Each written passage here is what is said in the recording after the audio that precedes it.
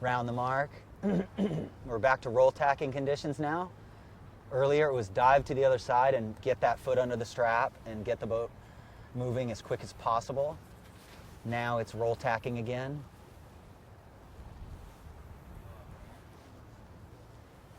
And the current is going to be pushing them from your left to right on the screen. It looks like those starboard tackers are making it, and that boat there is in first. Is that 11? That is Yale. Took the lead. Outstanding. Brown, BC. Still at a full hike. Just unrelenting physical requirements to be able to get through the process of racing today. They have been hiking for hours at a time, on and off, since racing started at like 10 o'clock this morning, right? Yes. And you folks were looking at there at Yale at Louisa Nordstrom, a junior. She's, in my opinion, going to be one of the 3 finalists for Woman College Sailor of the Year. And crewing for her, I believe, is Catherine Clulo. And Catherine is a sophomore, and Yale is doing better than last year. You know, I know last year they were not happy with a 7th place at this regatta.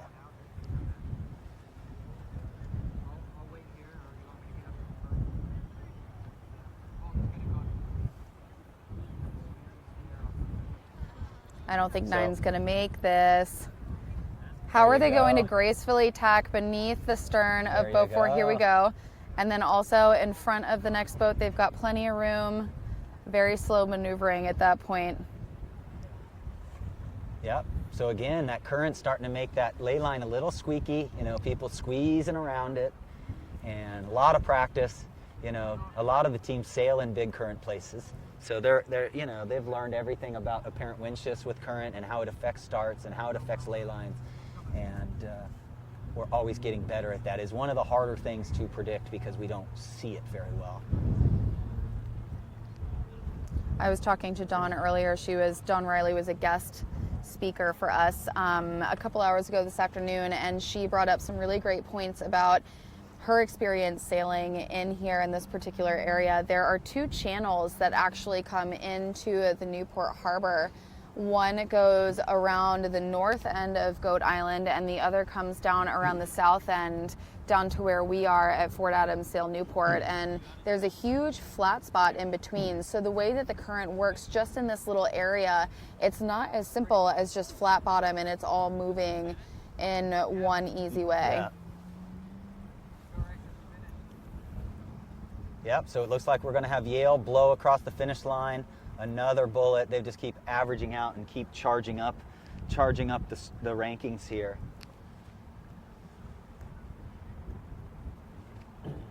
The wind is piped back up just a little, just to give us a little bit of excitement here.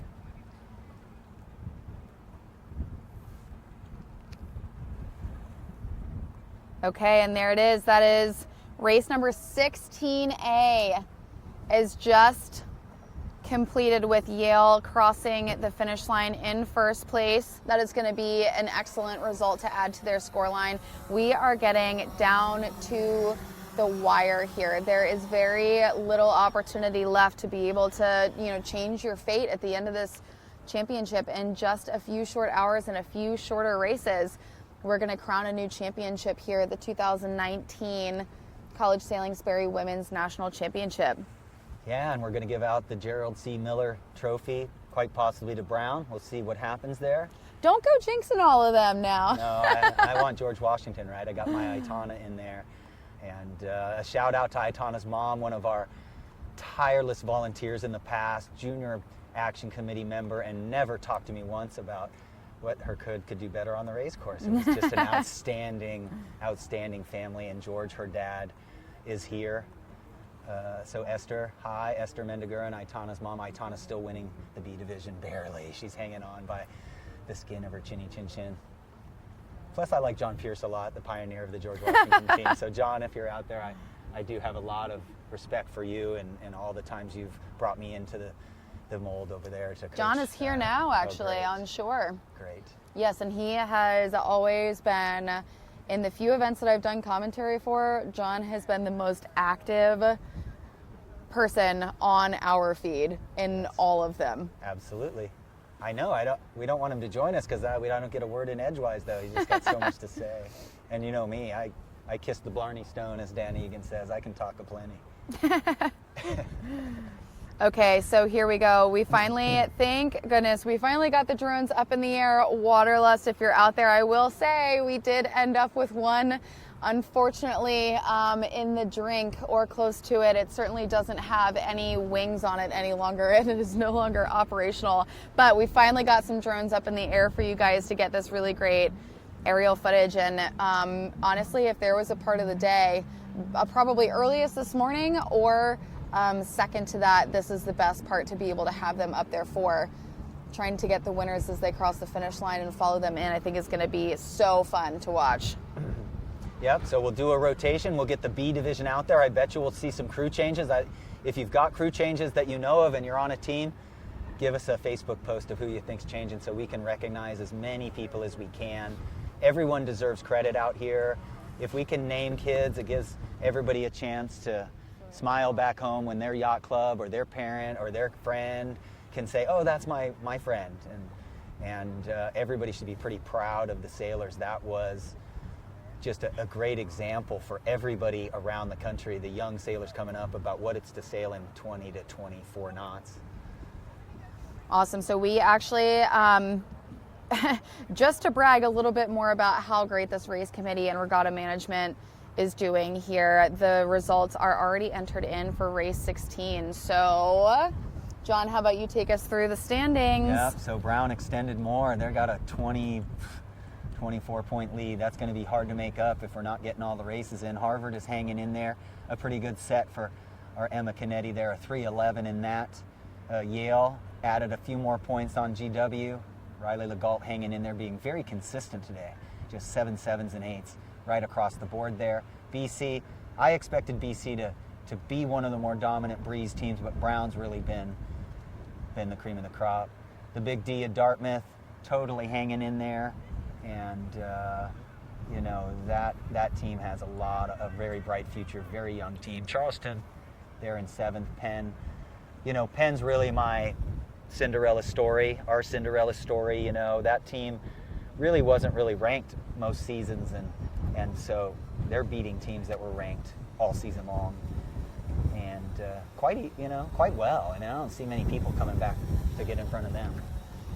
Awesome. So with that being said, we have only 2 races left in the A fleet, but as of right now, the A fleet standings, we've got Brown University in first, Harvard in second, and then Yale looks like in third. We've seen those 3 teams do really, really well in all the conditions that presented today. Yeah, Ragna being an all-conference, already named all-conference skipper. I believe all 3, or at least 2 of those crew, are already named all-conference crews in the Brown University team there. Yeah, so it really, the best sailors in the country there are in the top 5. You know, Ali Topa is not just top 5 in the women, she's top 5 in the co-ed. Yes. And so I would have to say that's a little bit of an upset. I really expected Ali to be top 2 here, and I think she raises. You're tough to please, John. Yeah. I really am impressed that, you know, I think she raised everybody else's game. Everybody's known all season that she's one of the fastest boats through the water, bar none. Yeah, absolutely. So today we have seen maybe 2 or 3 different types of conditions with this breeze. Overall, it has also died a lot. The sea state presented as a really big challenge.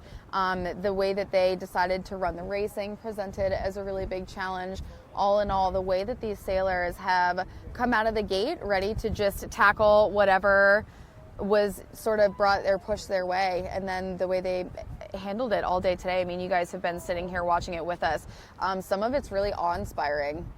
Yeah, and being a crew myself, I'm really seeing, you know, that was my expertise for many years, sailing with the Augie Diaz's and Vince Bruns and Chris Larson's, and any one of these crew need to get on with those guys, you know, with teams like that. You know, I really recommend these crews and skippers get out there, gain experience with the Stu McNays out there and all those people that jump into other boats, Etchells and Steve Benjamin. I know all those folks like to take them, and I'm seeing some great crew work and really good tactical work. Yeah, exactly. So I think that, college sailing being a great platform for that. I think that I had said to John earlier, this group here is definitely going to be the next big group of sailors that we see come out of college sailing, move into sailing sort of after college. It's something that we all talk about in the sport, about how do we get people to bridge that gap and make that connection. And I think that the sailors that we have here already do that organically through some of their other racing in the off season. And I definitely think, based on the people that I have seen pop in to check this out, I don't think it'll be hard for any of them to be able to get some rides, as we call it, on boats after college.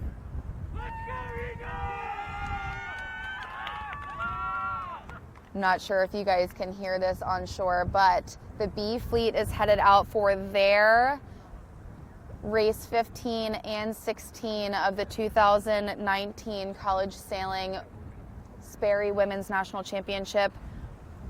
Wondering if we're going to get the full 18 for both in.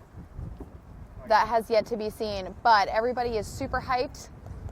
No one seems to be exhausted or fatigued just yet, which is impressive mostly to me, and maybe for some of you other couch warriors out there who spend more time watching or talking about sailing than actually doing sailing. And they're all super excited to get this championship wrapped up.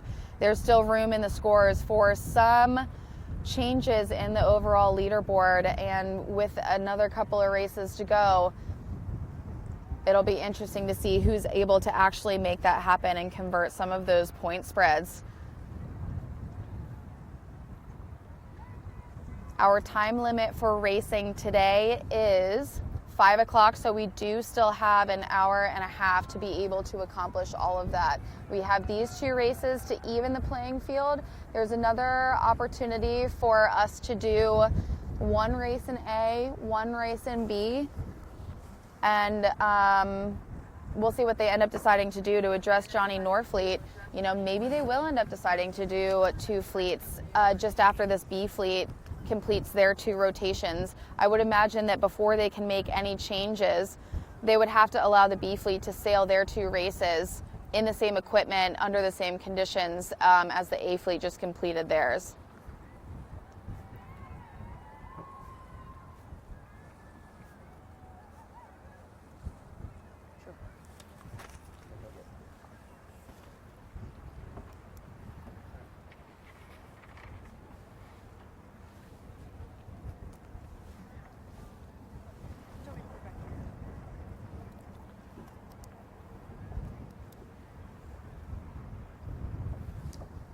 The last few boats are headed out of the basin, and we can still hear those chants, whistles, screams, everybody trying to get hyped up.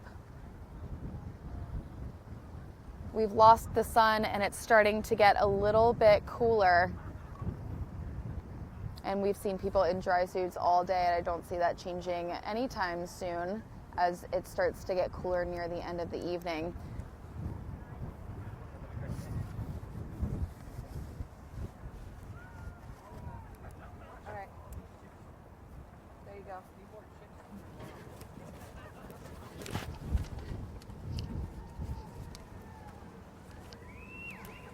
In a funny instance of foreshadowing, Sir Josh Toso left his beloved cell phone that I didn't know ever came unattached from his hand here at the booth.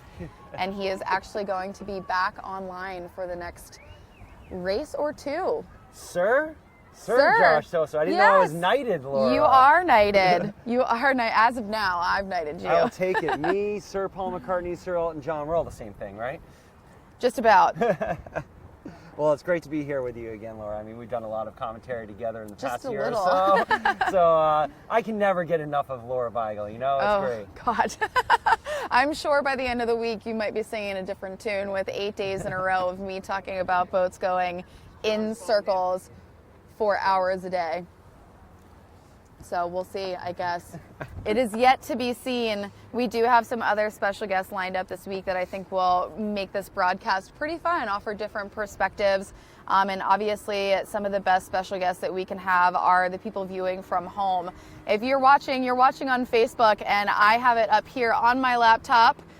So you can talk directly to me. It's right here. You can talk directly to me, and we can make sure that we address all of it on the live feed. So long as it is appropriate, I ought to clarify. I don't want to overcommit. Keep it clean, guys. Yeah, keep it clean. ish, cleanish. Cleanish. Clean-ish. I like the ish there, you know. I'll give a little leeway. You know, clean is up to interpretation, so the ish I feel like offers a little bit of leeway. Yeah. Well, you know, Laura, I was listening to you guys yesterday and throughout today, and you and John have been doing an amazing job. And, oh, thank you. Really can't wait to. Unfortunately, I can't be here this weekend for team racing, but I will definitely be watching. That's one of my favorite events. Do you have unlimited data?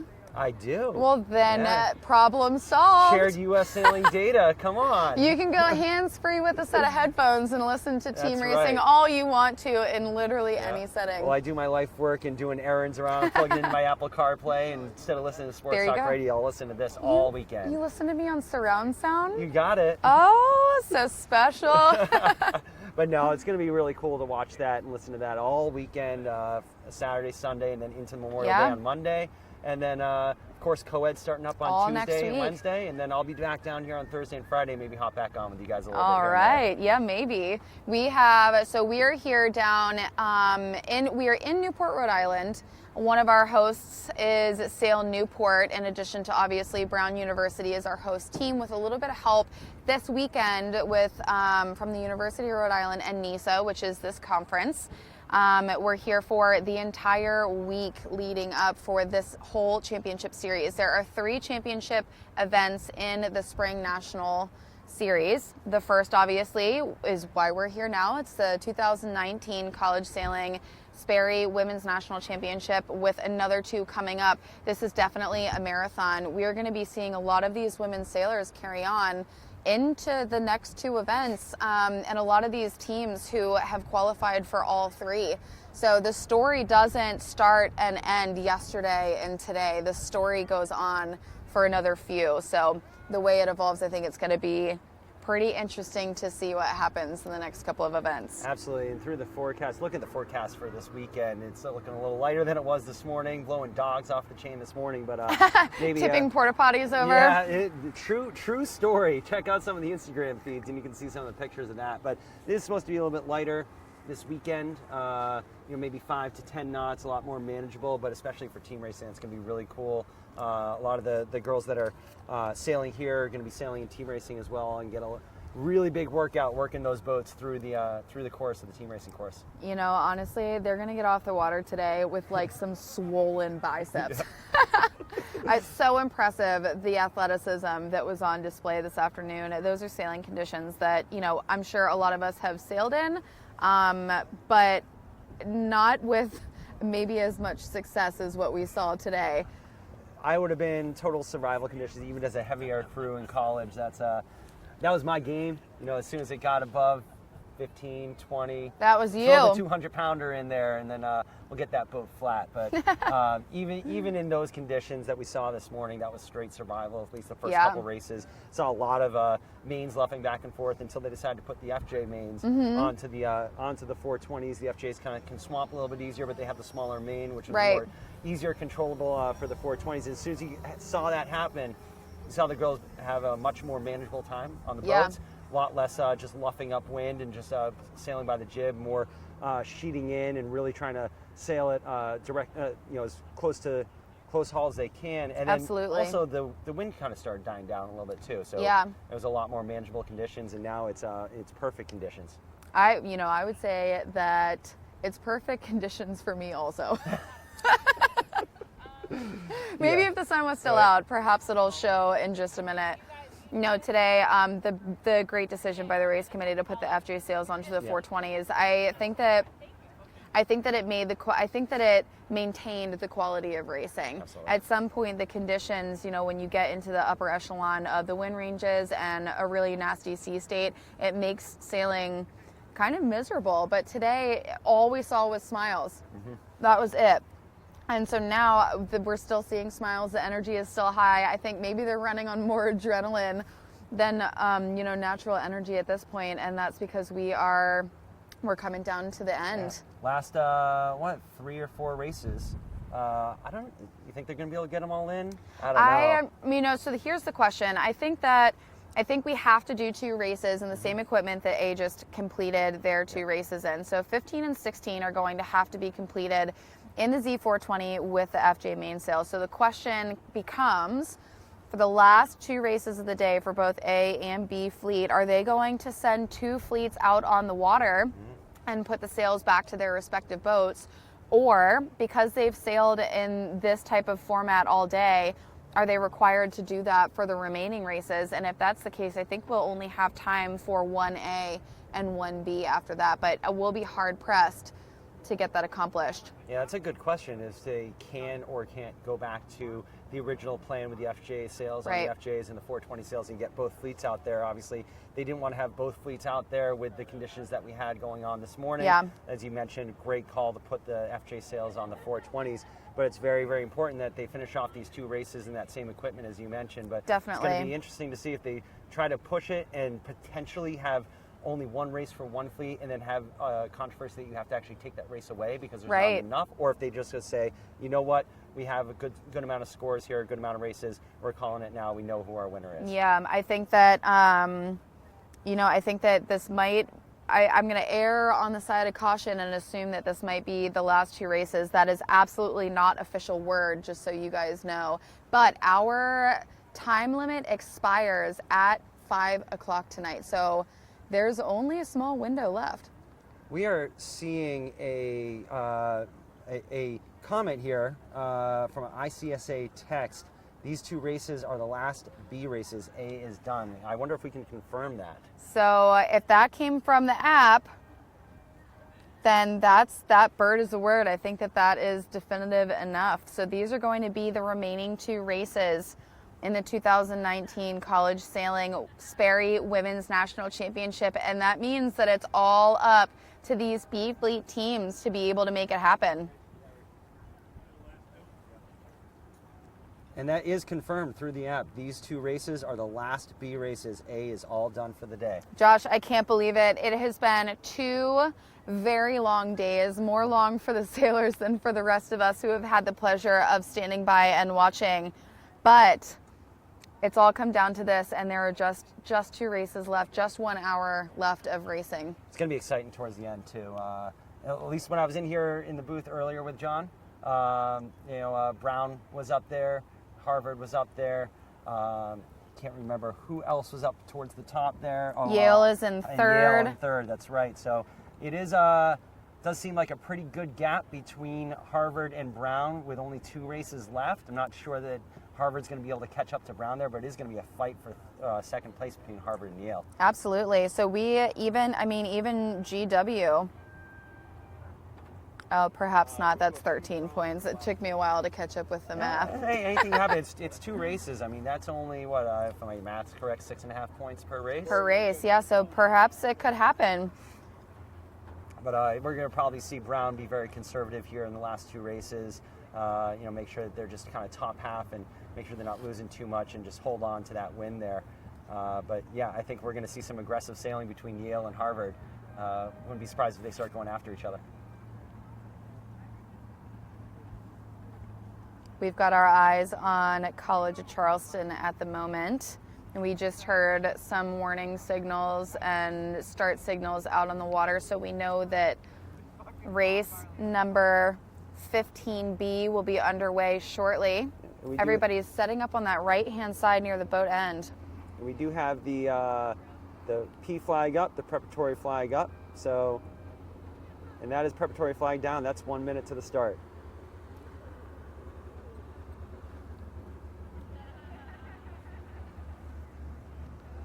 So happy to have this drone footage back. Now that the wind has died down a little bit, amazing footage.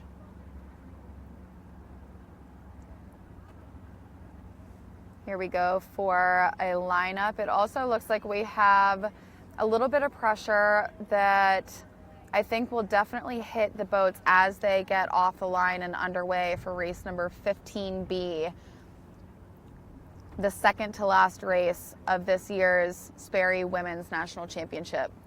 And if you're boat watching, trying to look at the numbers, if you're not looking at the rotation sheets, the Brown Bears are in boat number 15. The other top teams here, Harvard Crimson, are in boat number 3, and the Yale Bulldogs are in boat number 11. And then fourth place, I believe, was George Washington in boat number 1. And Laura, of course, is putting up the link to the rotation sheet so you can all follow along there. Thank you, Laura. Oh, yeah. So these teams are sailing. The B team is sailing in the same boat number as their A team was, which thankfully it makes it a little bit easier this late in the day. And then also there is a link for the results, and you guys can follow live as we watch them vie for the national championship title. We see a lot of these boats off that boat end kind of go towards Goat Island, towards that shore. On was on John earlier, we did see a little bit of a advantage over on that seawall towards Goat Island, as long as they didn't get up towards the point of Goat Island. They tacked back towards the middle and then kind of played the shifts from there. Those seemed like the teams that were going around the top mark first and really got that lead out, and it looks like the fleet's kind of doing the same thing right here. Gotcha. I think that has a lot to do with what the current is doing at the moment. So the current, it was high tide at 12:57 today. Now, that means that the current has been going out ever since. We're expecting it to be low tide just after 5 o'clock.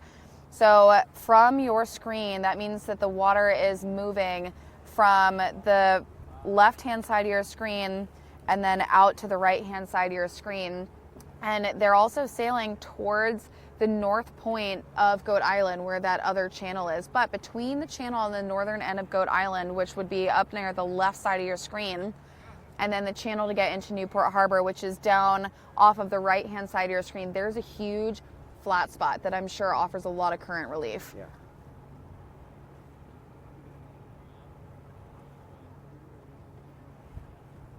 Starting to see boats come out of that course right-hand side, although it's at the top of your screen or on the left of your screen.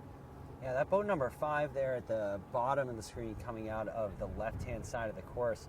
At least what we're looking at here looks pretty okay. Pretty good position.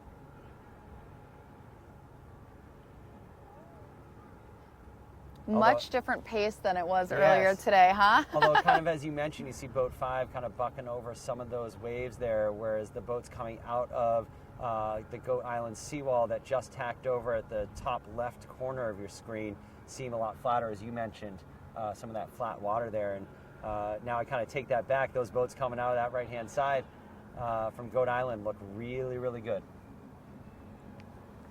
Try to spot to see what boats those are coming out of that right-hand side.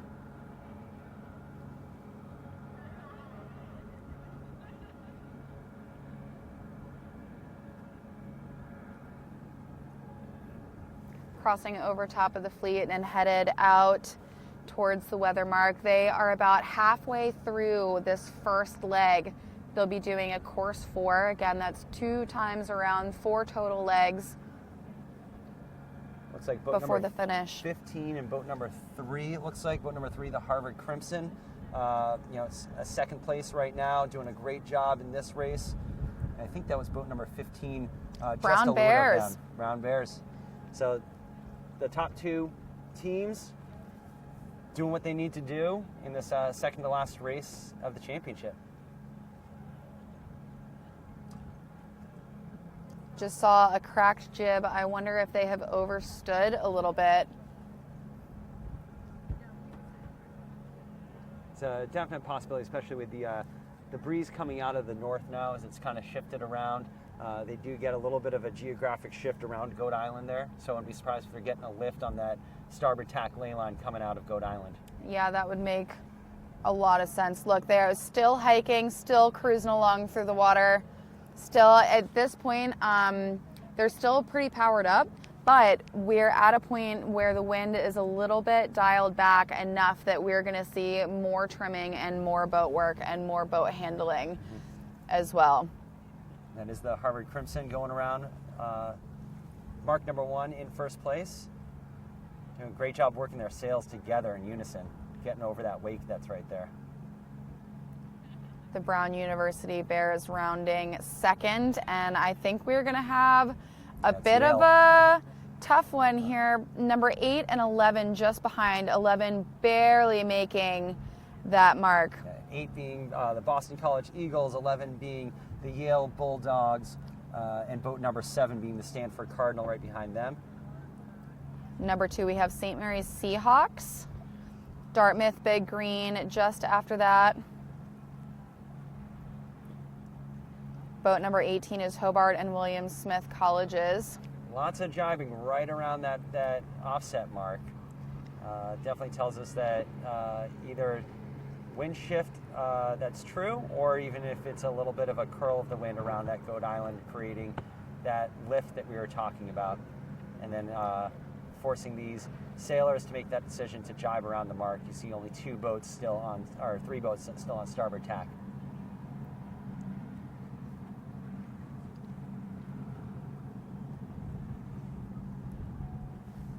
A little bit of puff on for them as they head down to the gate marks.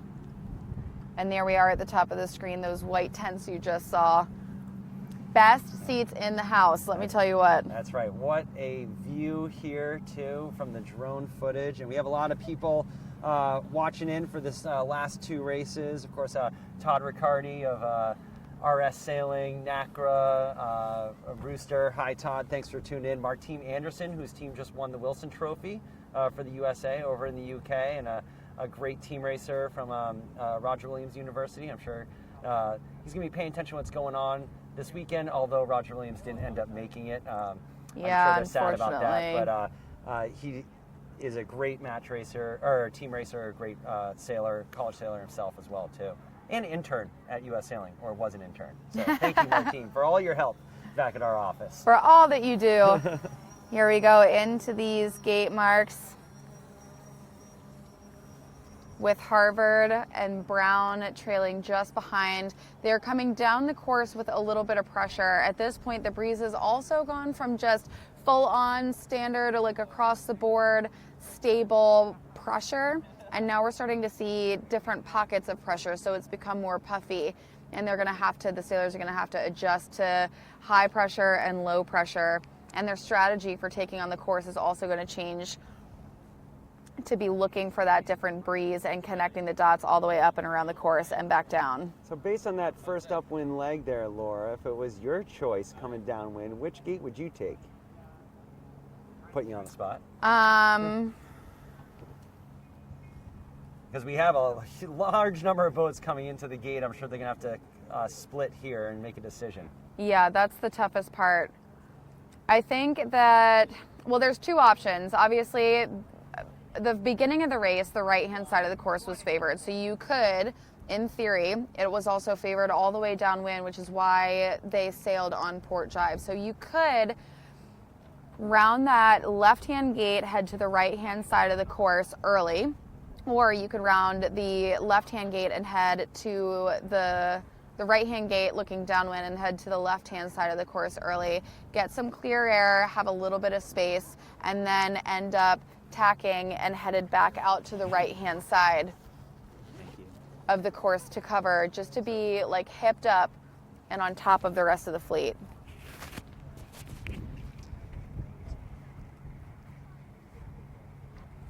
Debbie, yes, as long as conditions permit, or if Waterlust is interested in sponsoring multiple drones in the event that they end up crashing, we will have the drones up for team racing.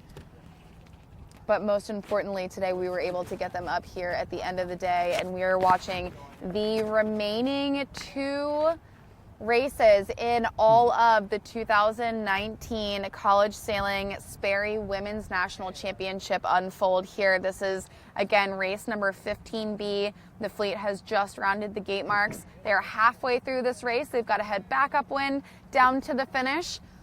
and we'll be one step closer to crowning a new champion. And you know, the celebrations amongst these teams after these regattas are quite special. I don't know if we're going to see people in the 54 or 53 degree water. I wonder what's going to happen when we see the celebration coming up here in just a little bit. I would imagine an ice bath might feel quite good after the way that these sailors had to perform today and deal with all that breeze. It's like I tell my kids that I teach, if you win and you don't jump in or get thrown in at the end of that victory, then they're jinxed. You know, they got to do it. They got to do it. They got to get wet. You got to keep that for life. You got to dig into the water more. Once you win, you got to get in there, and it just builds your karma. It's tradition, right? Yes. So here we go. This is our current race leaders coming together. Again, boat number 3 is Harvard, and Brown University is in boat number 15. They both rounded opposite gate marks at the same time, and now they've come back together. Brown University in boat number 18 rounded the right-hand gate mark looking downwind, went to the left-hand side of the course early. As soon as they cleared the rest of the boats coming downwind to round, they tacked and they headed out to the course right-hand side. So they didn't really let Harvard get too far away, but I'm wondering how much of a difference it made that they picked those opposite sides of the course, of the gates. So we've got, what do we have here? We have crew and about 80% hiking, skippers going in and out quite a bit. And so nothing's too depowered here. They're not having to pull the vang or anything too hard because they're not full more hike yet. Doing a lot more sail trimming than we saw earlier today. They really are. You know, the 420 likes the main sheet in and out. The FJ doesn't. You know, the FJ has a situation where we actually sail with the forestay with a tiny bit of sag, so the main sheet tension actually controls headstay sag quite a bit. Whereas in these boats, we pull the jib halyards harder, and then the main's just a fan going in and out, and the forestay doesn't change. So they are quite different in how you adjust the two sails together as well, and how tight you set the jib halyard tensions. It looks like Harvard just snuck over top of the Brown University Bears on that one. All day today we talked about drag racing. There's also lower pressure drag racing or drag racing that you've got to sort of put up with in lighter breeze, and we just saw that, and it's all about holding your lane. So now that Harvard has rolled Brown, they're going to round this weather mark in first. Brown is going to be second. And then we're headed for the finish. Absolutely. Who's that coming around in third here? Boat 7.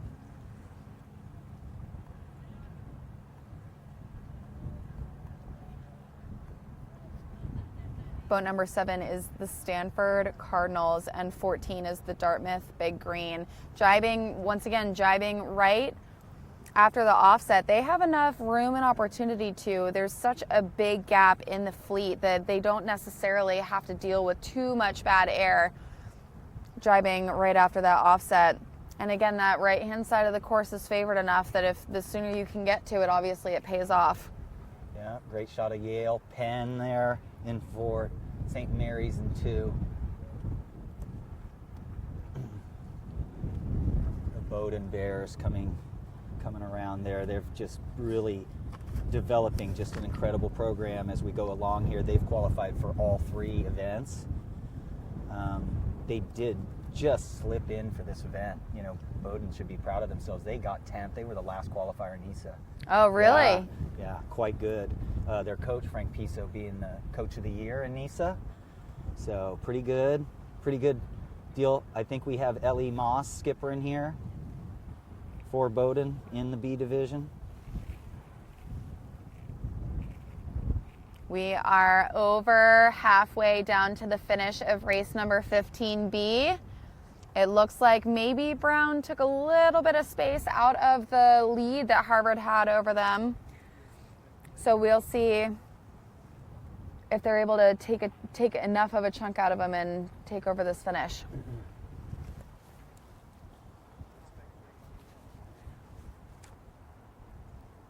All right, so here we go. If Harvard is able to pull off a win in this race, which I think that they will at this point, it's only 1 point. Brown will get 2 points. They have, at this point, they've got a 14-point spread. What has to happen for them to take over that championship title? Yeah, and there's also the tiebreaker, right? Because Brown has 1, 2, 3, 4, 5 firsts. No one's beaten them on that.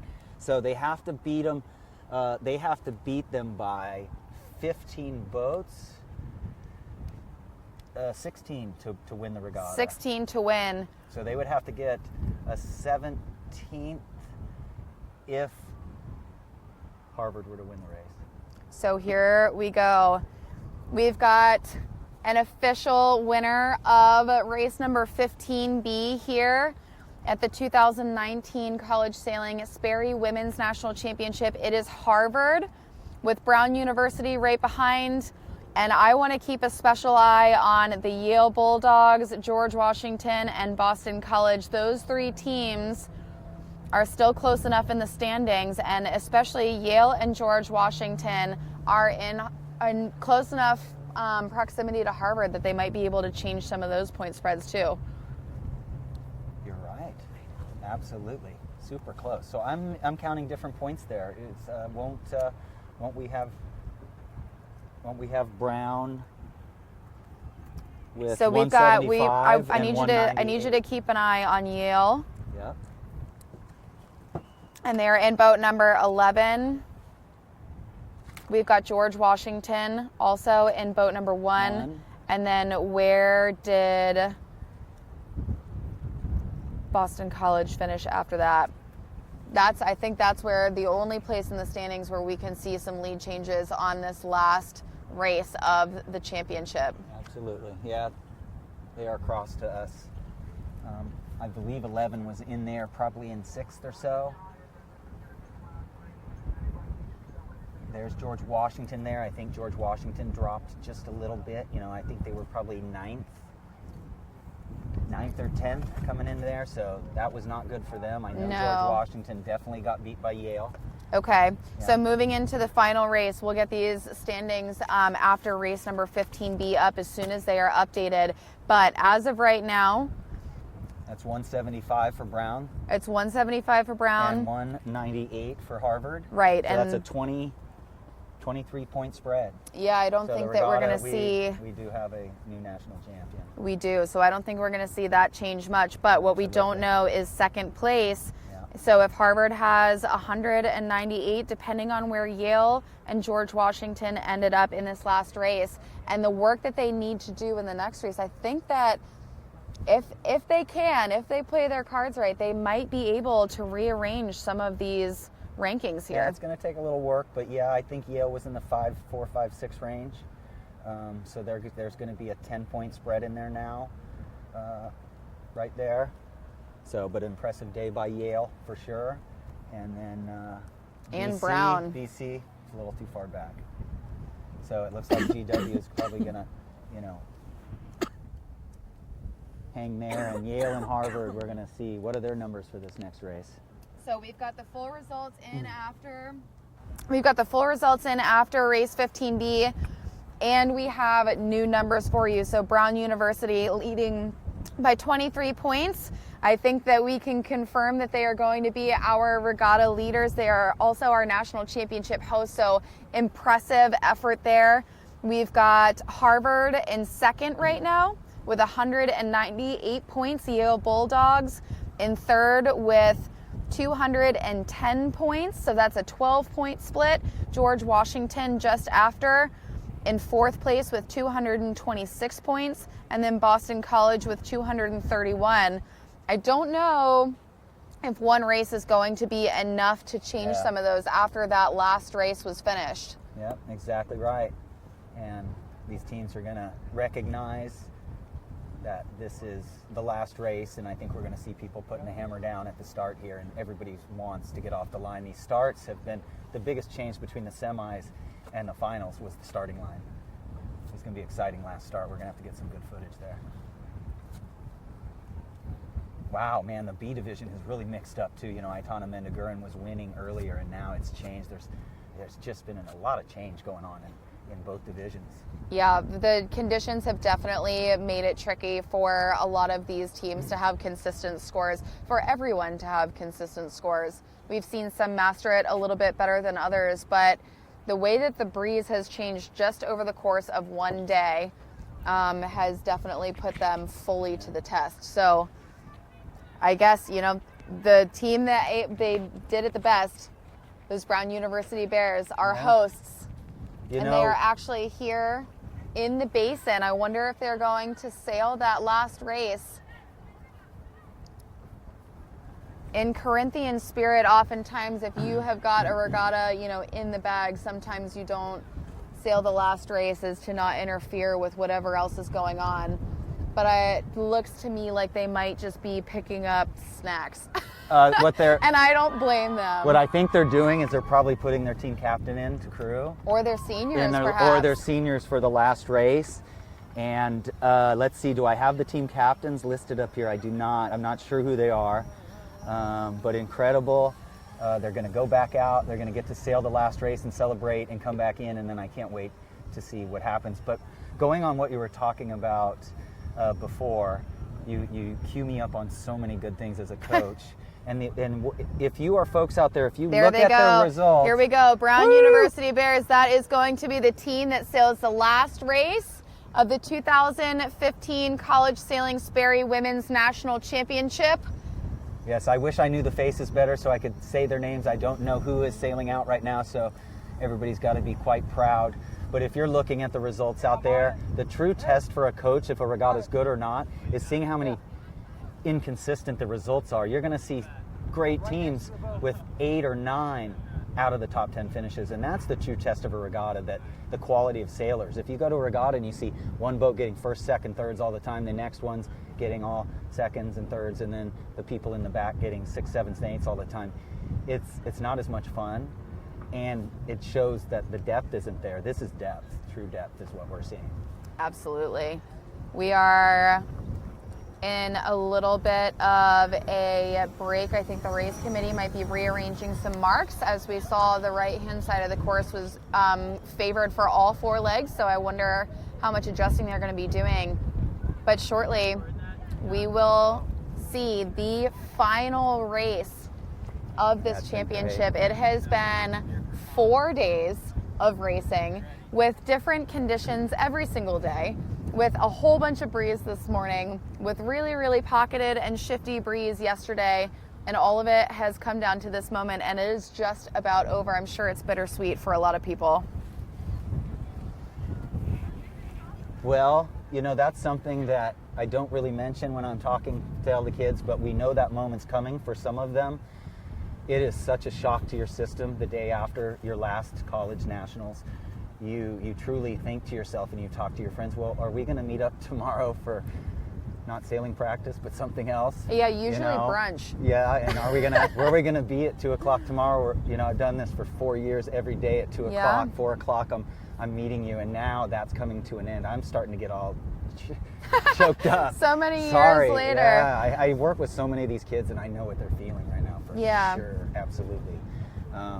It's an amazing energy to have. At the end of co-eds, there's a lot of tears, and there'll be a few today too.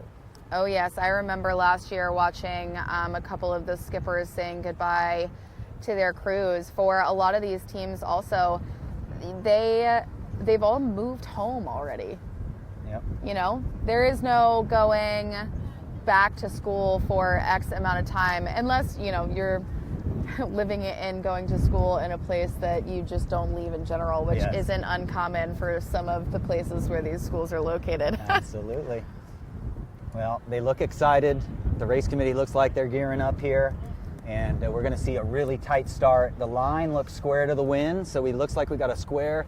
Oh, there we go. We got line. Big smiles from our Brown University sailors. I've got news. This is Sophie Hibben and Maxine de Havenon sailing the last race for Brown. And they are big, big grins all around. So huge congratulations.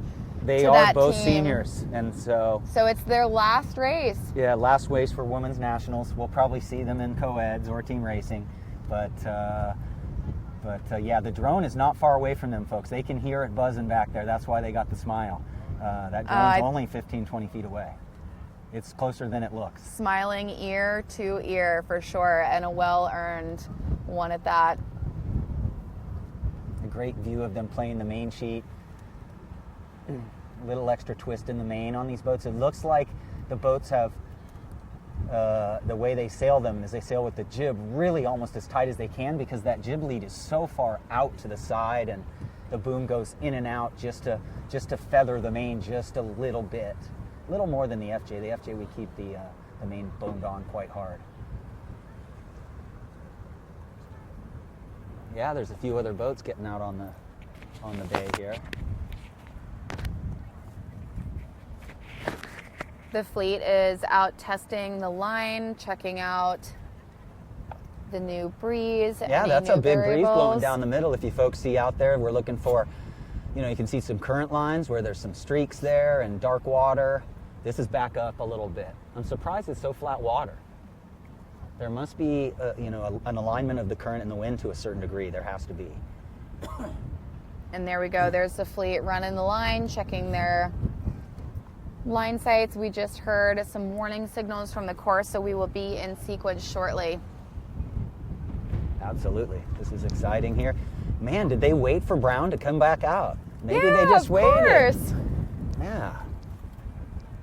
Absolutely. So here we go. That was 3 minutes. John, this is the last race. Can you believe that we're here? Yes, it's been a great 2 days. I've been here actually 3 days, and was able to watch the racing the first day. And yeah, it's been just outstanding time for me. I'm so lucky to be here with Degan Media, and my wife let me come. I have 3 daughters back home who are busy, sophomore and a 7th grader and a kindergartner, if you can believe that. And so our lives, and my wife's an elementary school principal, so thank you, honey, for letting me come 10 days away from my family. We have a big support structure back there to make that all happen. So what are we? 16 in the B division. We're looking at Boston College in 8, Brown in 15, Charleston in 12, GW in 1, South Florida Bulls in 6, MIT Engineers, the helmeted team, the team that wears helmets. They needed them today. Oh, yeah. I wouldn't want to wear them on the light air days, but man, those helmets were pretty standard equipment for them. It is standard equipment.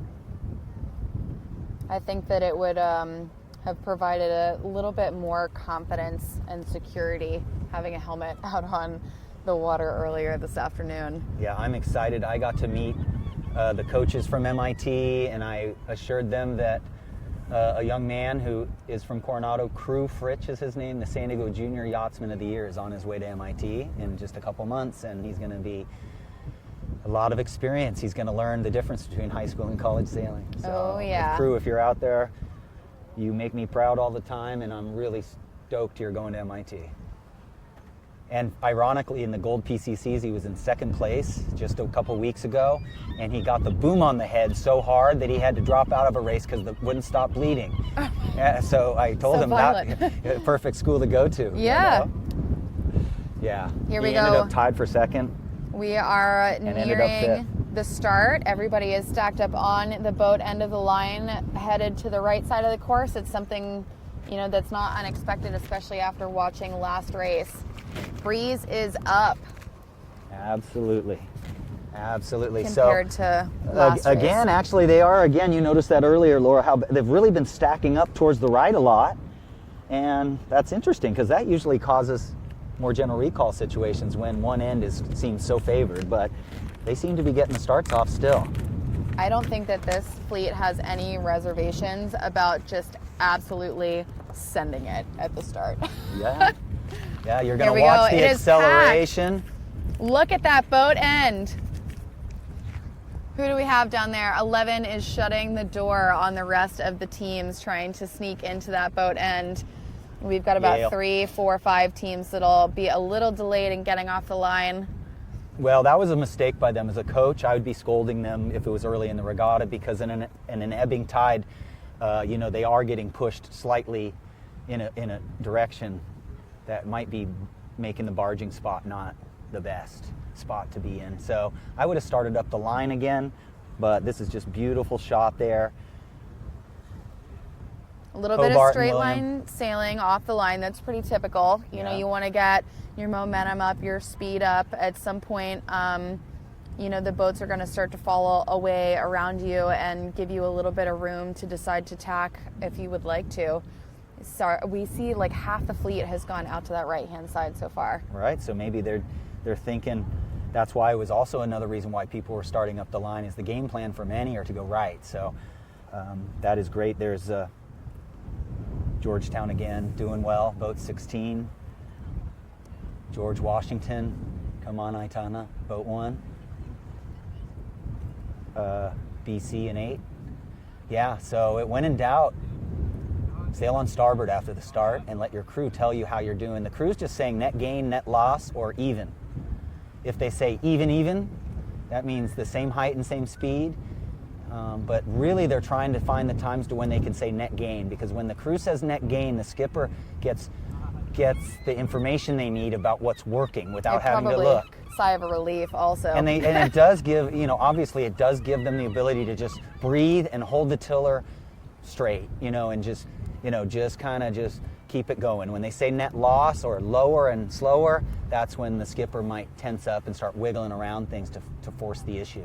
It looks like we have a little bit more breeze on the left-hand side of the course than on the right. And you guys can just barely see on the screen, it's gone, like I said, it's gone from being consistent pressure across the water to being these pretty big pockets of breeze or no breeze. And the teams are having to connect the dots in between. Yeah, it might be just the very, very, very beginning of the frontal passing. What happens is fronts pass is the wind pulses and cat's paws along, you know, on the water, shoots out puffs in different spots, and the wind pulses a little bit. So we might be just seeing the beginning, and by tomorrow morning, we're actually going to see a completely different day. John, I just checked all of the scores, and it looks like obviously Brown University has won this championship, and they know that going in to this race, but they have also won A fleet. Yeah. And they are not far from winning B fleet as well. Just a clean sweep across both fleets to win this this national championship. Yeah, and I tell you, man, that team has so much depth. They've got 3 or 4 women's team racing teams too. You know, the depth that they have. That's kind of Look scary. at that puff. Are we building a new Here we go. This is the juggernaut? perfect picture of what the breeze is doing. On the top right of your screen is the Goat Island, the northern end of it, and you can see the pressure coming just north of that from the top right-hand side of your screen and down. And as you guys can obviously see, the weather marks are the 2 orange balls, and that is where they have to get. That is a huge righty, a huge right-favored shift or position on the breeze at the top end of this course, and that is the clearest picture we've had of why that right-hand side is so favored. And it is nuking up there in that puff. Look at how quick these boats are moving right here. Looks like we've got some bearing away. It looks like we've got an abandonment coming. You know, we had about 35 or more knots blowing off the coast here, and I think they're sending them in. I think they got a report of something, because earlier we were told that there was a huge amount of wind in the Cape, but I didn't think it would get here. But it looks like they've decided to send these guys in. I don't know about sending in, but I do know that huge righty made it a really unfair race. Let's not be dramatic, John. Sorry. It's blowing Mach 400 off of the coast It is. of the state Trust of me, Rhode it Island. is. If you guys go out to Ventusky website and look, you'll see the biggest breeze blowing out there. They've had some serious squalls blowing out there. No, it was a wind shift thing. That's all it was. Sorry about that. I got a little bit of. I think that we are. I think that we're headed down to the line. Yeah.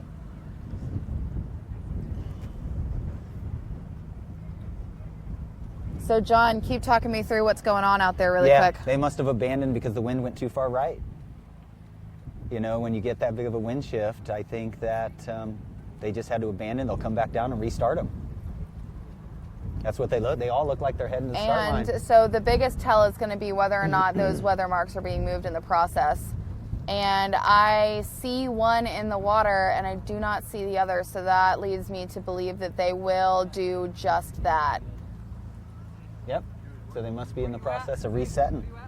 So we haven't had the to course. we haven't had to move a buoy too dramatically until just these last two. Yeah, just now. All right, so we're going to start all over again. So the marks are already pretty parallel with Goat Island. I'm wondering if we're going to have to move the bottom end of the course around as well, or if just the top is going to suffice. But as soon as they get that other mark in the water, we're going to start to hear some warning signals, and the fleet's going to have to line up all over again. Yeah, you can see them picking up the pin end buoy, I believe, right now. The yellow one there. So here we go. Yeah, Goat Island flag is completely all the way around here. There we go. So we are moving the pin end of the line. It looks like the race committee is also drawn its anchor up and is moving. Good call. You're on it. You got great eyes. It's blowing 35 off the coast, and it's preemptive sending them in. I know. It could have been. I just felt a raindrop, if you can believe it. Oh, don't say that. No rain, no rain, no rain. One drop. Yeah, there's no rain over there. Okay, so maybe now that's just spray off the water. We have another group of conditions here that we haven't seen yet today. And once again, we're in a position where this fleet is going to have to, completely relearn a few things about the nature of the conditions in the course moving forward. Well, you know what? Can they... Yeah. So we have... How long are the races taking? All day we'll long. Make it. It's 4:24. We'll make it. What's that? Oh, yeah, we'll make it in no make time. It, no problem. We just can't It's no before start 5. before 5, so there's ample time to get this start off, no Great. problem. We've talked all day about how the communication works among these teams. As they rotate, it gives them an opportunity to talk to one another and go over some of the lessons learned, the good, the bad, and share that with their teammates so that as the team hits the water regularly throughout the day, they are continuously improving. But what makes that really challenging is when we have dramatic changes in the conditions on the course. Right now, this is a new wind direction that we haven't seen today, and so there's some things that they just don't know yet, and they're going to have to figure out on the fly. And so what they're going to experience is the wind coming over Goat Island is going to make a lot of tacking now. You're going to see auto tacks on occasion where the wind shifts so much that the skipper and crew just turn it, and they've gotten so good where, no communication tack. It's just the wind shifts and you'll see boats jumping because of the bigger shifts that are going to occur because it's just coming right over land and we're sitting just to leeward of that land. So that'll be the biggest change for them. Their bodies are going to be all over the place. They're going to be playing the sails a lot. Downwind, the crews are going to be staring back behind them watching the wind because if you get out of one of those cat's paw puffs or you get on the wrong side of one, you'll lose a couple boats. Yeah, so we've got, it looks like the pin and the boat have been moved pretty far away from Goat Island, and the course is now at an angle. Instead of running directly up and down this little channel to get into the Newport Harbor, they'll be sailing at a diagonal across it. Those weather marks will definitely be tucked up underneath of the point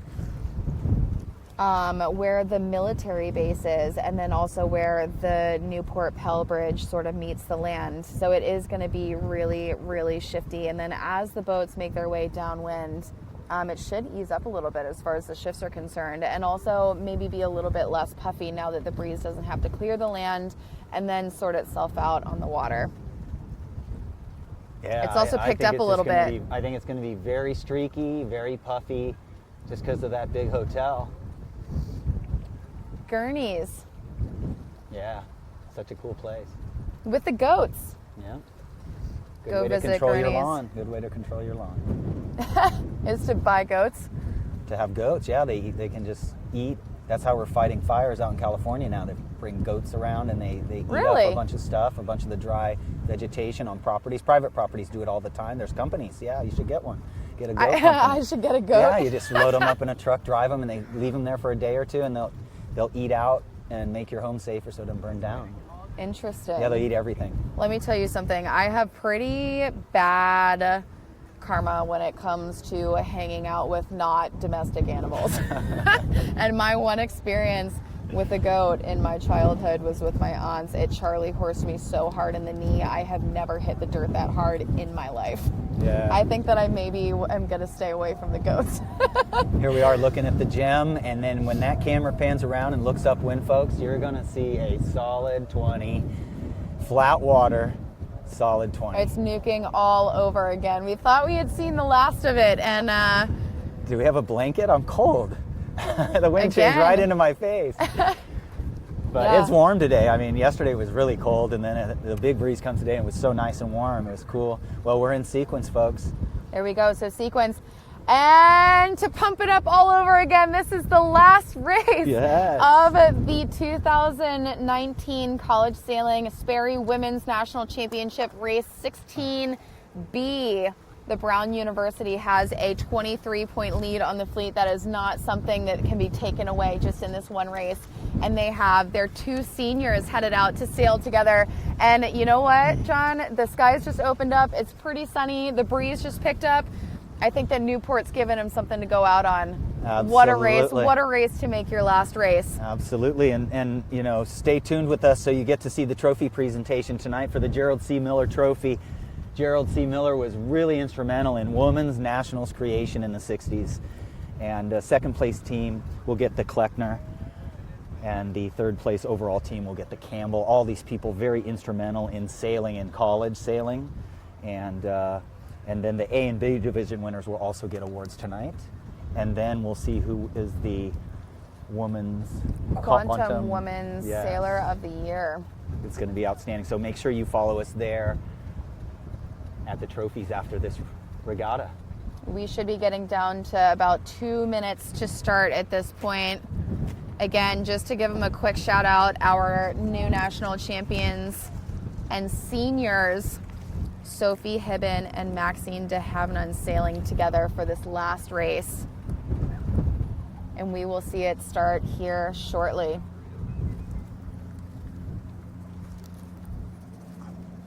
Let's see numbers. I want to see numbers at the start.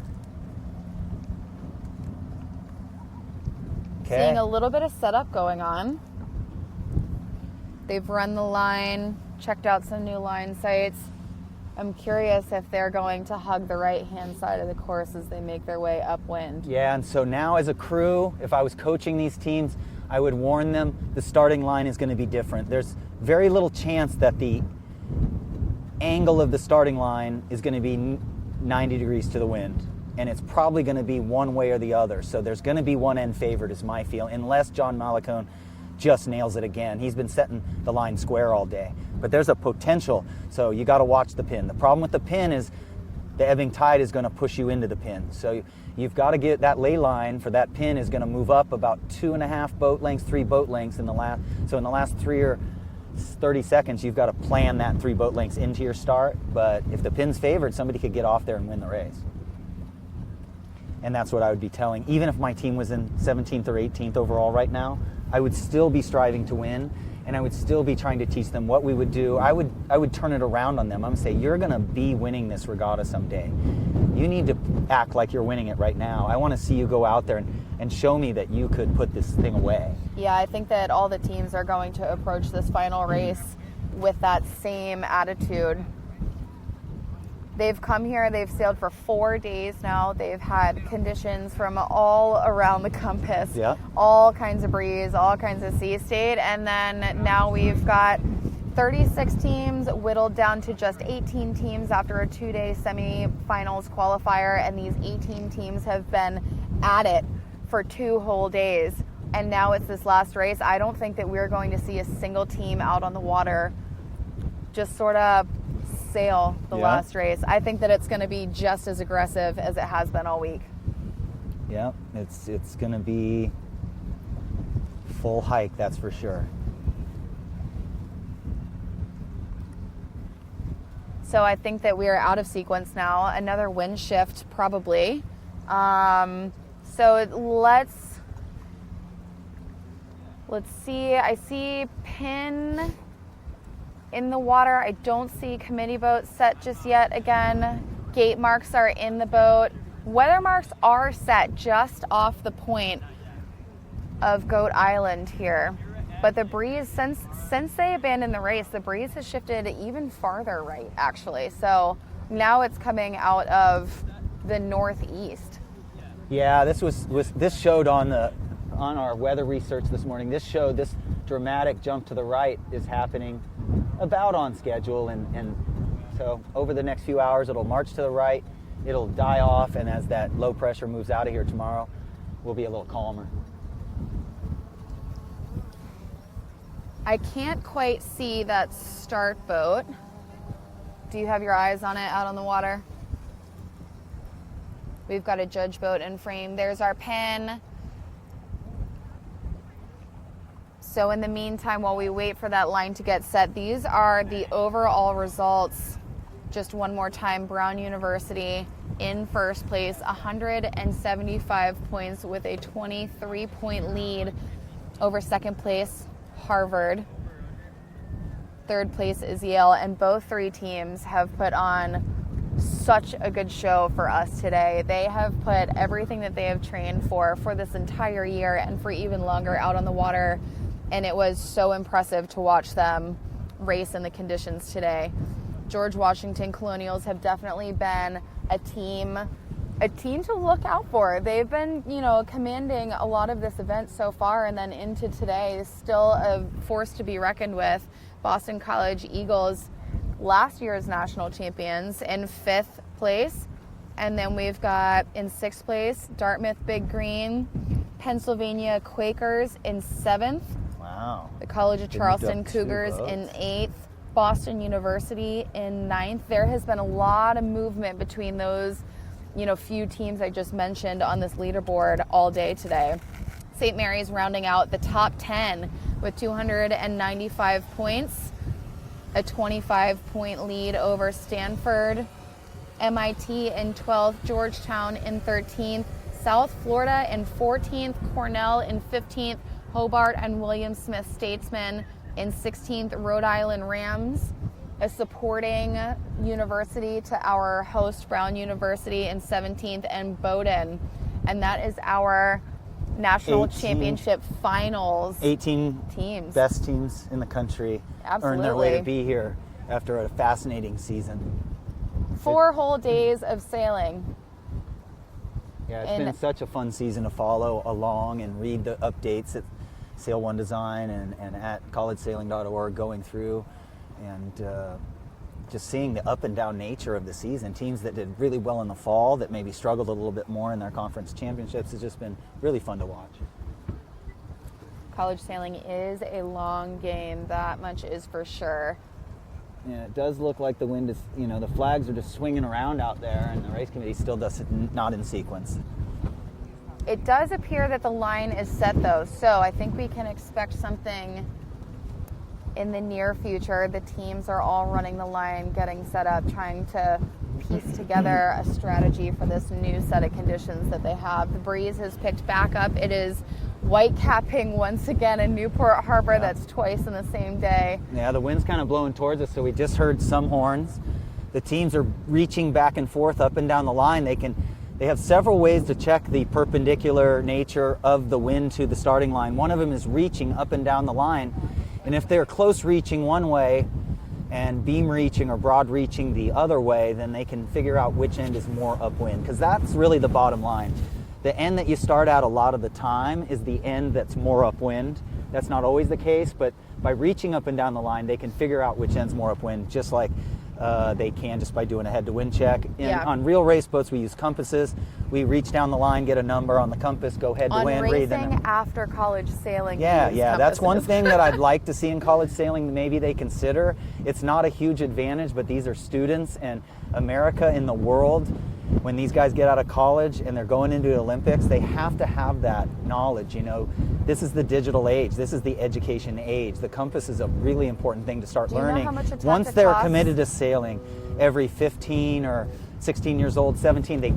Coaches got to get their kids into compasses. Do you know how much a have to tactic costs? Yeah, but So just put do a you know how much plastimo. that- Just put a little plastimo. When I was a little that kid, times 36 boats? Are you kidding me? I have a picture on my phone when I sailing lasers at age 11 in Glorieta Bay with my yacht club, and my brother's laser had a compass on it. I was age 11, 12, and it's really important. I know I'm talking about outfitting entire universities worth of yachts for compasses. I know, Are you but willing just to get a personally little, fund that? you just get a little, yeah, we do need another sponsor, don't See? we? You Is there guys heard anybody it out there here that'll do first. it? John Rogers But you is could willing get to $60, sponsor. $70 little plastimo something, tiny thing. This is college sailing. I know, but these guys need to be learning it because, You can't do plastic.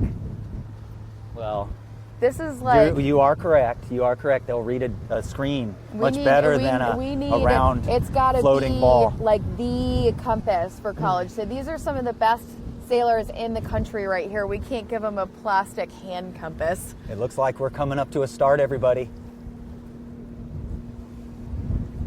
So what are the sail numbers for the second, third, fourth place boats here? George Washington in 1, and Yale Bulldogs in 11. Who else is in there in the top 4? Should know by now. We've only been talking about it. Harvard is in 3, Yeah. and so Boston University. that's what the race is. The race is for second. And the goal now for these skippers, if you look at them, is to squeeze as high up to the boat to windward of them, closer to you, to close the door on them, and to get away from the boats to leeward. You can't leave a big gap to windward because then you're pinned. You got to be able to tack after the start. So 4 there, a little too much of a gap. It doesn't between look them like and their they're going boat to make windward. the pin. Yeah, Barely. there they go. So even that boat at the pin, they're dominant. They're going to slow death number 5. So 5's in the slow death position on 3 there. So 5's just going to get squeezed off here, but 3 could have started even closer to them. 8 could have started closer to the boats up there. You know, you gotta always remember, you gotta have options to tack. If you're too far to leeward of those boats, you can't tack and cross. We've got the fleet split 50-50. It's happening in every race, isn't it? Yeah, well, and especially in the races where you've got sort of a new scenario with your conditions. It's when you see people, you want to stick to a pack, you don't have the confidence in the experience with the conditions you're racing in to be able to, stray from the pack a little bit and lean on that knowledge and the lessons you learned earlier today. So I think we're going to see 2 split packs while they start to figure out what is going to present in this direction and with this new course angle. Yeah, so it's really right now they're probably having discussions about the wind is going to be worse on the right, but we're going to get a little current relief on the right, in my opinion. So I think it's going to be windier on the boats closer on the bottom of your screen there are going to be windier. The boats on the top of the screen are going to be bigger holes in the wind because of they're getting behind the shore, but they're going to have less current.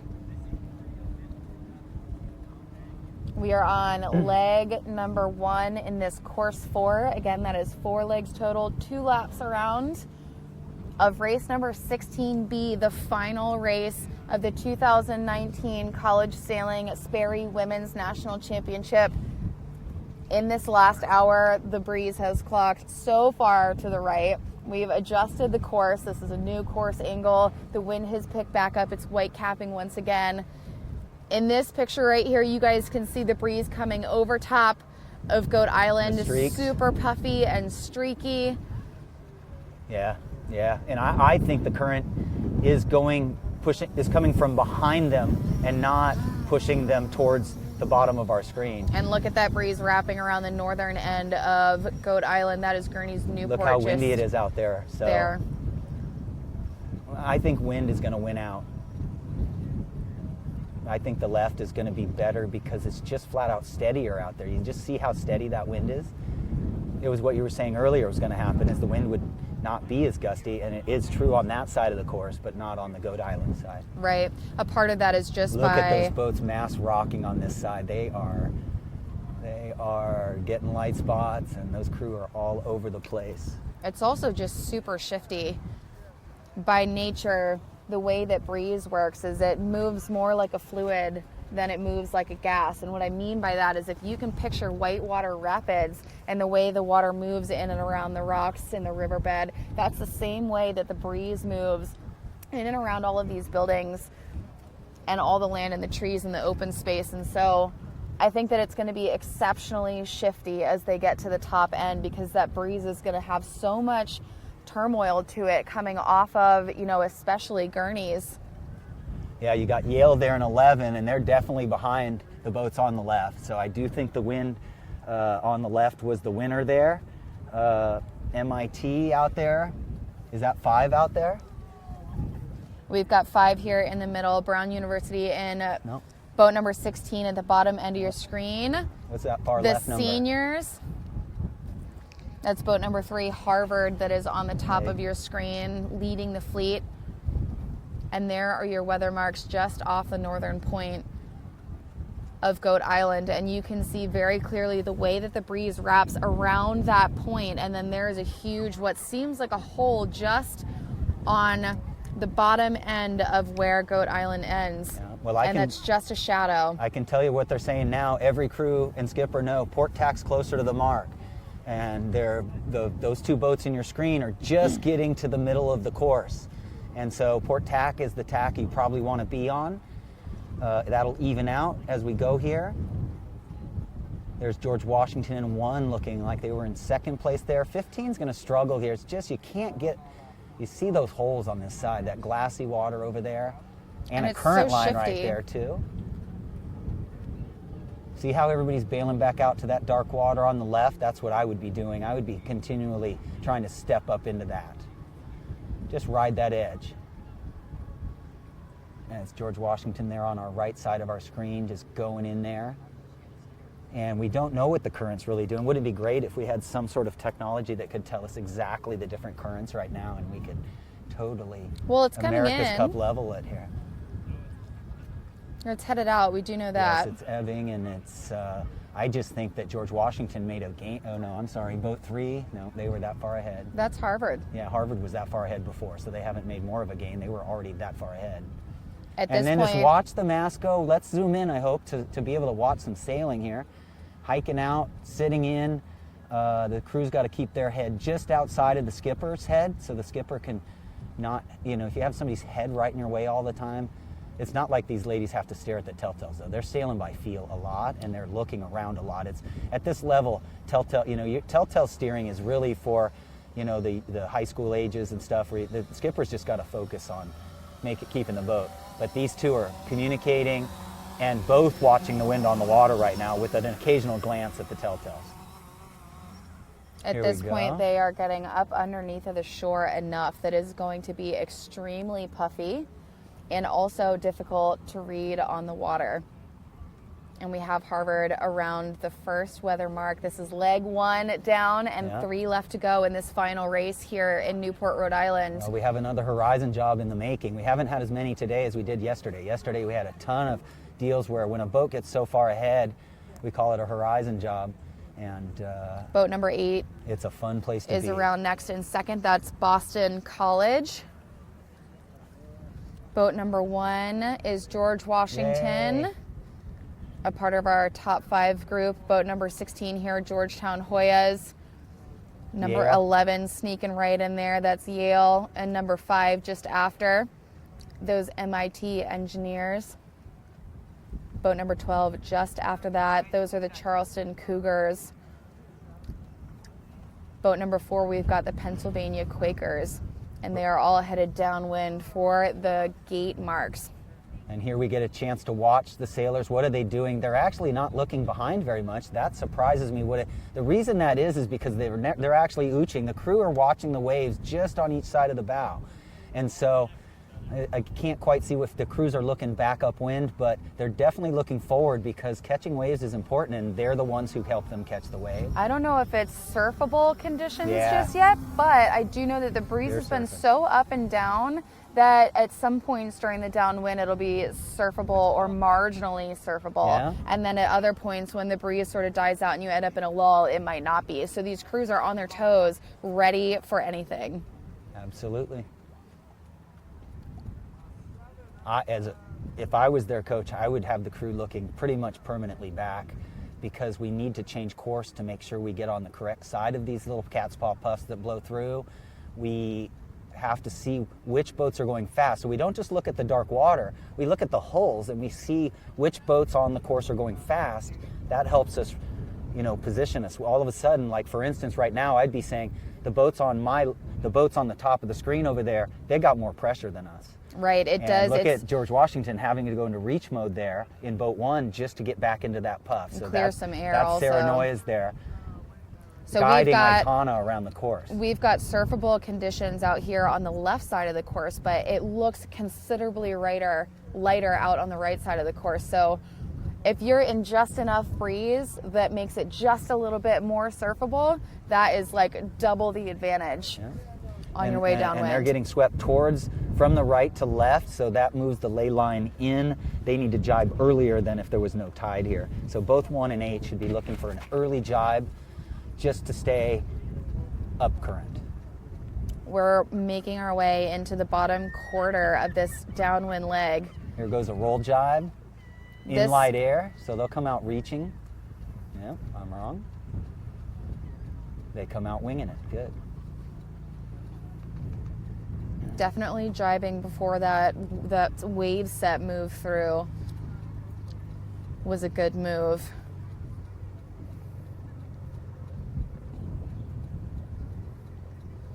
Approaching the gate marks now, and I think we're going to see more of the teams head out to that right-hand side.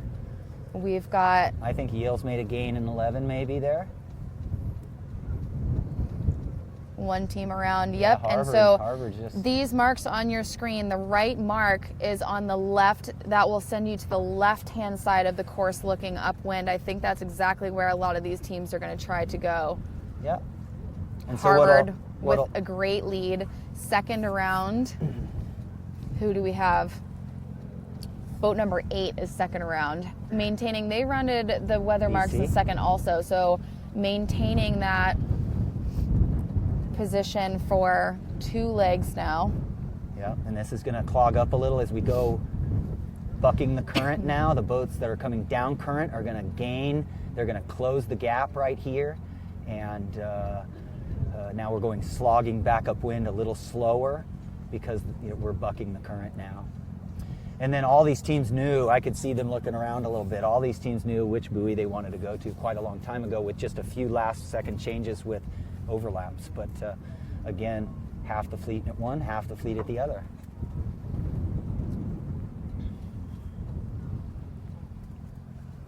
GW giving bad air there to boat 5. Boat 15 hanging nicely just to windward there. 18 is in big time slow death. 18 could probably tack and clear 2. 2 is in a precarious spot. We'll see 2 get out of here in any second. Starboard must be really good. There we go. So there's 2 going out. And our leaders, Harvard, just tacked over to head out towards the center of the course and consolidate. And see, Yale said to themselves, their crew's saying, nobody can get us on the left. So why are we go further left? Let's go right for a while, protect the right a little, and watch the left. And if anybody gains leverage, then we're going to go back that way. But they feel like they've got the left put away, so now they're trying to make sure the right is put away. Right. The second weather leg is almost always about making sure that you protect your position. So in the first leg, you're establishing your position. In the second leg, that first downwind leg, leg 2, also working on your position. Lots of opportunity to move up and in through the fleet, being that the fleet is still pretty consolidated from the first boat to the last boat. But the second weather leg, everyone has spread out quite a bit. And so now you have to manage the boats across the entire course. Yeah, I don't know exactly if we're going to... No one's really going to get to the lee of Goat Island as easy this time, early, like we had on the first beat. So it seems like everybody's playing it up the middle a little more. 2 boats in 2 different modes there. One boat in the squeeze mode and one boat in the press mode. The boat up on the top of your screen is full press, power speeding. And we do change modes. That's a big difference between high school and college is in high school it's really the telltales are always the same, but in college and in world-class sailing, we press down, the leeward telltale flickers a little. That gives us a little more power, the boat accelerates, and then we slowly come up from there to either what we call our VMG angle or what we call squeeze. Squeeze is just until the windward telltale starts moving around a bit, and we'll hold it there if we're up to speed. Look at that puff coming down the course. You guys can see that white power boat that should be right around the weather mark and the gate and the offset mark. This fleet's working into some pretty good breeze on their way up through. Yeah, it's just steadier this beat, right? That breeze is not as streaky as it was the last one. 16 knots there in that puff.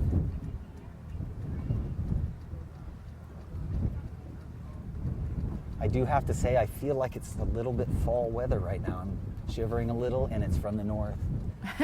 You know, this is the front direction. That's, you know, not the nor'easter, but it's maybe you are. I should look at maybe it is the nor'east direction here. I think you were right. You called it earlier, so this is. We are approaching the weather mark here. South Florida Bulls in number 6. Great program. Great to have them. Allison Jolly, great sailor. I saw Lynn Jewell, her Olympic crew. They sailed in Busan, Korea in 1988. So the coach for Bulls is Allison Jolly, who got, a silver or something in Korea, 1988, the windiest Olympic racing ever. And then Lynn Jewell, her crew, was just down here giving us some local knowledge. John, I cannot believe that we are coming to the one leg away from the conclusion of this championship. These women have been sailing for 4 whole days, and we have been on air bringing you the action for 2 of those days. And it seems like a lifetime that they've been out here putting some probably real blood, given the state of the conditions this morning, but sweat and tears throughout the entire season. And now we're just wrapping it up in these next 10 to 15 minutes here.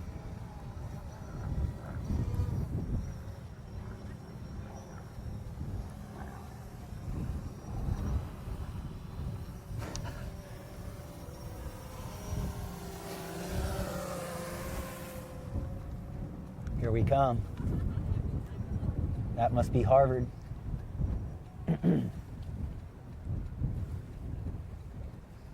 And there's that weather mark. Just about there.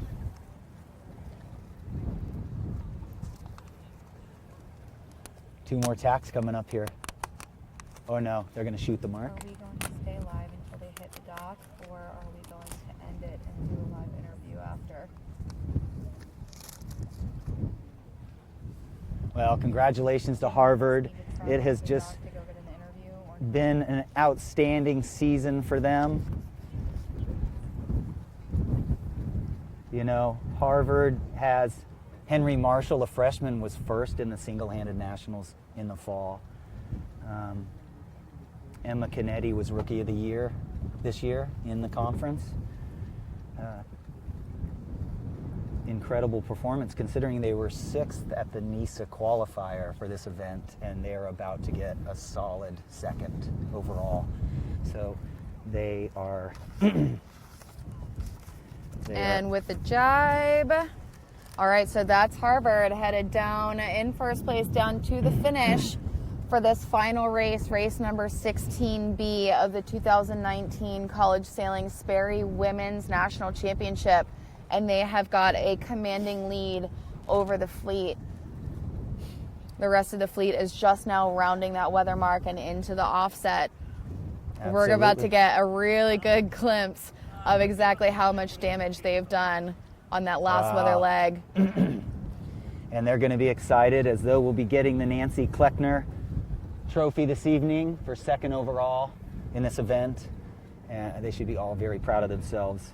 And you know, let's look at some of the ages here. I really only see a couple seniors. I think, you know, I think they're going to do extremely well the next couple years as well. Look at them. Waving at the drone, feeling obviously very comfortable. Yeah, see, they can hear it because first. it's really close. It's really close. They have every right to feel comfortable in first. That lead is impressive, to say the least. Yep, and they're showing us how they do it. You see how the crew is just looks back. You'll notice the crew will take a look at the skipper, because if the skipper's uncomfortable, then the crew's in the wrong place, right? The skipper has to be sitting just in the right place. The skipper looking back, admiring their work. There we go. We're nearing the finish. It is just down there in frame between that yellow buoy on the right and a powerboat on the left. And we are just a few minutes away from the end, John. Yes. We're going to have to wait a while for second place to cross the finish here, though. We are. You know what? What a great race. There you go. To finish. On the jibes, the skipper says, take it. The crew takes the jib. They pull the main across. And here we go. There it is. There's their wing lead. it on the other side.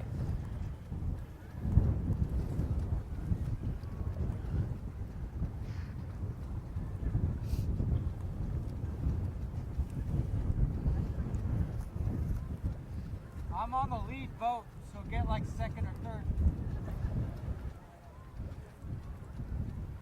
Yeah, thank you to everybody at Degan Media here, and the drone operators have been outstanding. Unfortunately, it was just 26 knots and 23 knots early. We just couldn't get it up there. They kept tipping over. And there is that finish line boat that everyone is headed for. Harvard Crimson taking a win in the last race here in Newport, Rhode Island. First place for this team to finish out their scores. Yep, they started turning it on the second day of semis. And then They really yesterday, did. they turned it on at the end of the day. There we go. So And- Harvard, congratulations. First place in race number 16B, the final race, not only of the day, but of the 2019 College Sailing Sperry Women National Championship. And we've got the next couple of boats crossing the line here. I think number 4 is going to get this one, followed by number 8. So in number 4, we've got the Pennsylvania Quakers with a second place. Boat number 8 crossing in third. That's the Boston College Eagles. In number 10, just after that. Is that 10 or 11? Yale. 11 just after that. Yale crossing in fourth. Number 1 here is George Washington at the pin, coming in for their finish in 5th place in this race. 14, that's the Dartmouth Big Green, just narrowly beating out those seniors from Brown University. In 16 in boat number 5.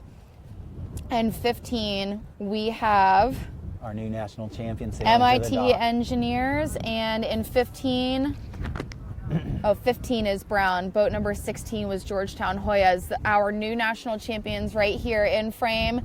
And the seniors on the team. So John, that is a wrap Absolutely. for this event. This is the first event in a 3-event national championship series. The top college sailing teams in the United States are all gathering here at Fort Adams, sailing out of our host venue, Sail Newport, with our host team, Brown University. It's pretty incredible to win your home event. There's just nothing like it. You know, sometimes you'll sail at home in a world championship or a big championship and it's a struggle. And again, one of these college teams comes out, wins their home event. There's really nothing else better than that. And I can't wait to see this celebration. And I know, you know, Charleston set the bar a couple years ago with the 38 members on one FJ or something. You know, And there we go, waving to our yes. seniors. There's so many cheers coming at from the 'em. dock at this point. Just all around happiness and excitement and pride. Everyone rooting for that Brown Everybody University running to the team. docks, the 420 dock down here. And it's going to get exciting and loud very soon.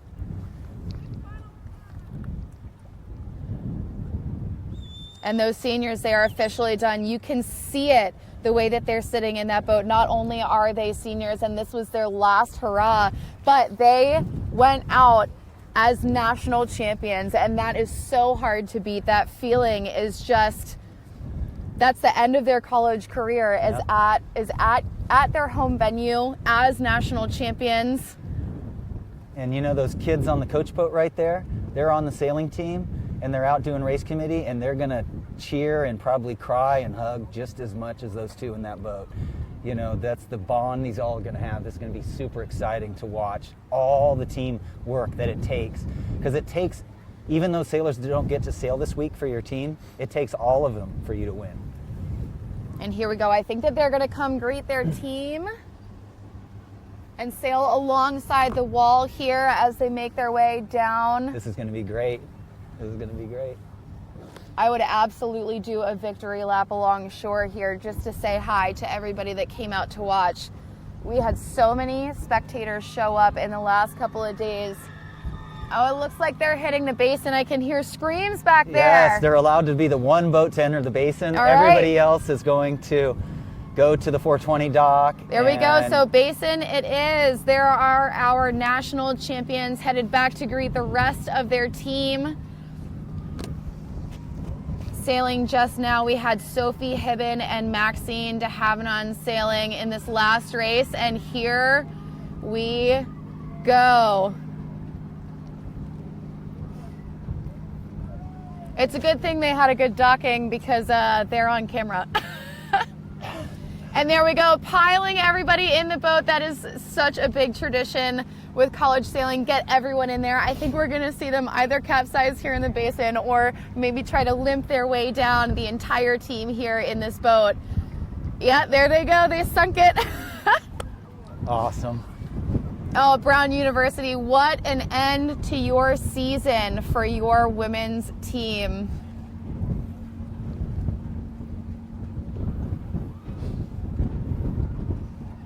It looks like we had one lucky sailor manage to dry flip it. That's usually my move. If I could avoid that water at all costs, I absolutely would, and I do not blame her one bit. Oh, come on. Let's see a backflip off there. Yeah, I want to see a gainer. Yeah, exactly. A triple Lindy. Well, I wonder if anybody could send in, when was the last time we won this Nationals? How many of you out there sail for Brown and want to make a comment on Facebook to recognize one of the sailors you know, or just to say congratulations? I can't get up right now when was the last time this happened for this team, or if it's ever happened. So the overall results, now that everything has been logged, this is final, everybody. As this team celebrates, we'd like to share with you the final results of this event. We have Brown University Bears, the new national champions. They just won the 2019 College Sailing Sperry Women's National Championship with a total of 184 points. Harvard finished in second with 199 points. Yale Bulldogs in third with 214 points. George Washington making it into that top five, 231 points. Boston College in fifth place with 234 points. Dartmouth Big Green in sixth place, followed by Pennsylvania Quakers. Yeah, and when you really think about it, 184 points, 36 races, you know, we're talking the difference, you know, that is way less than half a point per race average for Harvard. And they would have won. So it goes to show you. So the average score per race for the Brown University Bears was 5.75. And if you guys are looking at the same results I am, it is very clear that that is the last couple of races that they sailed in this event, particularly today. That scoreline is so impressive, especially if we look at the consistency from this morning when it was blowing porta potties over here in our grass lot to this afternoon where we had that huge dramatic shift and we had to restart the race. Everything is within mostly the top three for A Fleet, and then for B Fleet, still really impressive consistency across the board. Definitely a deserving win, and they have got to be so proud taking this championship title. What, 6.2 a race or something? I mean, it's just amazing, all these races and what the small difference it is and what a marathon it is. Lots of hugs. Absolutely. They should. So that is a full wrap for the 2019 College Sailing Sperry Women's National Championship. Our new reigning champions here at Brown University, our hosts for this entire series. We have just seen them finish 4 whole days of racing in different conditions every day. An incredibly impressive performance by all, and especially by the Brown University Bears. Now, this is only one of 3 national championships that are going to be contested on these waters, and we're going to start tomorrow with the second one. But for tonight, it's all celebration and all honor for these women sailors that really put a lot of heart into it. And we'll get to see everything come together during the awards ceremony. Yeah, thank you, and thanks to everybody. It's been outstanding few days, and can't not wait to see the battles that are going to start tomorrow with the team racing. Absolutely. So stay tuned. We are going to be live streaming the awards, and we will get to see all of these teams that have worked so hard to earn these different trophies go up on stage and represent their universities. And also we are going to find out who is the 2019 Quantum Women's Sailor of the Year. So again, my name is Laura Beigel, your host, and I'm seated here with John Rogers, and we will be back to you with more racing for later this week. Thank you.